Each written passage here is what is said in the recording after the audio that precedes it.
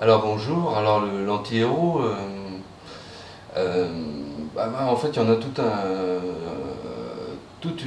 un tas d'exemples, il y en a plusieurs sortes. Puisqu'en ce moment c'est Deadpool qui est au cinéma, donc Deadpool en fait à la base c'était un méchant.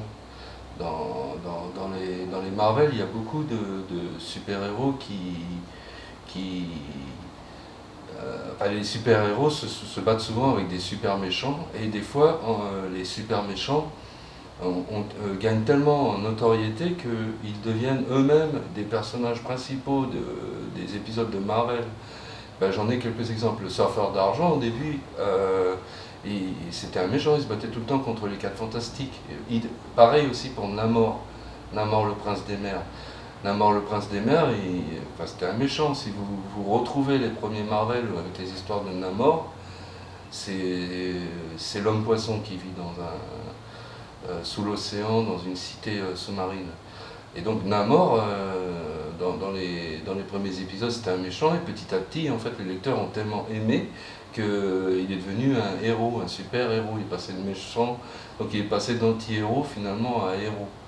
C'est un peu le cas, par exemple, de beaucoup de monstres dans le cinéma fantastique. À la base, le cinéma d'horreur, c'est censé faire peur. Et les Dracula, Frankenstein, les zombies, les momies, tout ça c'est censé faire peur, mais finalement, au bout d'un moment, on fait plus que des films de Dracula, de zombies. Quand vous allez voir un film de zombies, en fait, vous n'allez pas voir les héros. Généralement, ils sont des acteurs pas toujours très connus, à part dans Walking Dead où on est habitué, mais quand vous louez un film fait par un réalisateur qui a fait ce film précis, en fait, vous le louez pour les zombies, c'est eux vos héros. Et finalement, un zombie, qu'est-ce que c'est? C'est un cadavre qui tue des êtres humains, donc c'est un anti-héros. Du coup, juste là, alors je fais attention parce qu'il a l'air méchant, mais il y a le Terminator. Et le Terminator, c'est un exemple d'anti-héros parce que le film est sorti en 1985, je crois qu'il a été tourné en 1984 par James Cameron. Et dans l'histoire, en fait, il voulait une histoire de robot tueur. Et il y a Sarah Connors, qui est jouée par Linda Hamilton, qui est traquée par le Terminator, qui vient du futur. Et il y a John, qui vient aussi du futur et qui est censé protéger Sarah Connors du Terminator. John, c'est Michael Biehn, c'est un acteur connu quand même. Sarah Connor, c'est Linda Hamilton, et Terminator, c'est Schwarzenegger. Et finalement, qu'est-ce qu'on retient du film? C'est le Terminator, c'est le tueur, c'est un méchant, et finalement, il est devenu héros. Il est tellement devenu héros que finalement, James Cameron a été obligé de modifier le scénario pour faire un scénario un peu différent pour le deuxième Terminator qui est sorti en 1991, et finalement, Schwarzenegger, qui était connu entre-temps, et qui a joué des films où il était des héros, il est devenu plus ou moins un héros dans le Terminator 2. Voilà. Et j'ai des exemples. Il y a aussi, parce que dans les Marvel, par exemple dans les X-Men, en fait il y a tout un tas de super-héros. Il y a aussi un principe dans le super-héros, c'est qu'il est souvent, ce sont souvent des personnages qui sont un peu torturés. Le plus bel exemple quand même, c'est surtout que c'est un vieux super-héros, c'est Spider-Man. Spider-Man, il y a sa fiancée qui est morte, il passe son temps à se tracasser l'esprit, et en fait, les super-héros eux-mêmes ont une part sombre, qui n'est pas du tout le même exemple que Deadpool, ou même, comment il s'appelle, le chevalier, comment il s'appelle, Ghost Rider. Ouais, Ghost Rider. Lui, en fait, c'est un méchant. Il vient quand même de l'enfer, mais c'est un héros. Et en fait, c'est vrai que le principe des super-héros, c'est d'être un peu torturé. Pourquoi? Parce que en fait, il faut qu'il ressemble au lecteur, à l'être humain, pour on puisse s'identifier à lui, on est quand même tous un petit peu torturés. Et l'anti-héros aussi, dans le principe d'être un méchant, c'est que en fait, il a tous les côtés peut-être un peu négatifs qu'on met de côté en vieillissant et qu'on aurait aimé être plus jeune. On aurait tous aimé être des rebelles, mais on est obligé de ne plus l'être. Et regarder des films avec des méchants ou des rebelles, ça fait toujours un petit peu du bien parce que ça nous rassure en quelque sorte.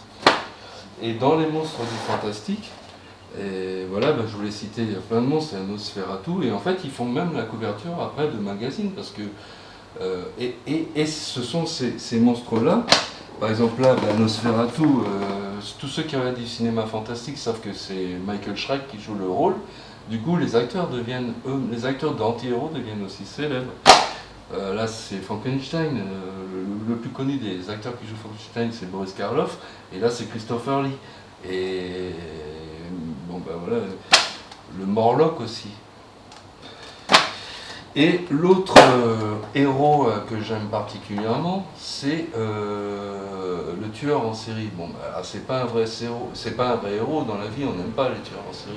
Mais au cinéma, Jason, Freddy, ou Norman Bates par exemple, qui dans Psychose, en fait il est schizophrène.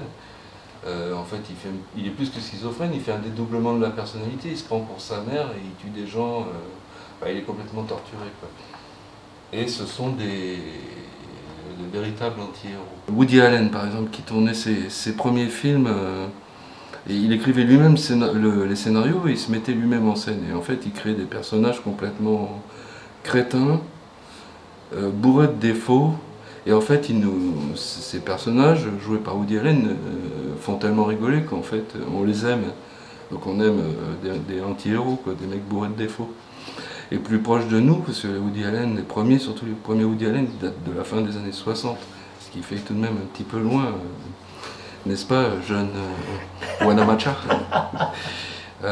Plus proche de nous, il y a The Big Lebowski, qui est un mec énorme, légèrement alcoolo. En fait, c'est un gros naze, mais il est tellement génial qu'en fait, voilà encore un anti-héros qu'on adore, The Big Lebowski.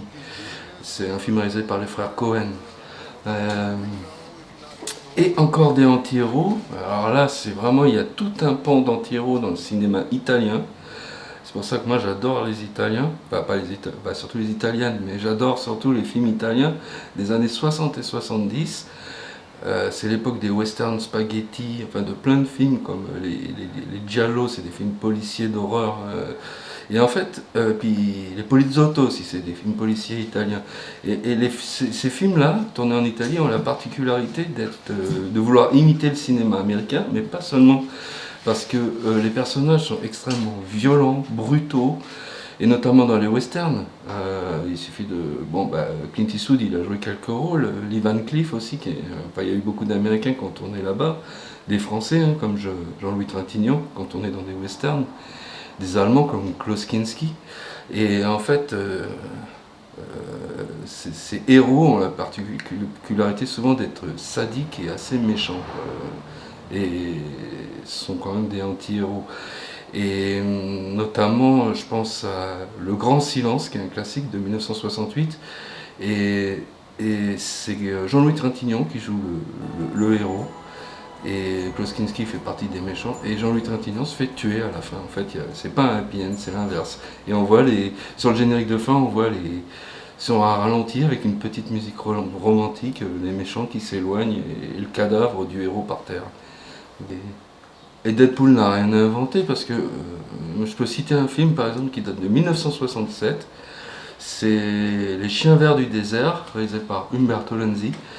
Et les héros, entre guillemets du coup, ce sont toute une troupe d'officiers nazis qui traversent le désert dans le but d'aller à la rencontre de Churchill, Roosevelt et De Gaulle, qui sont censés se réunir pour signer l'armistice de la fin de la Deuxième Guerre mondiale.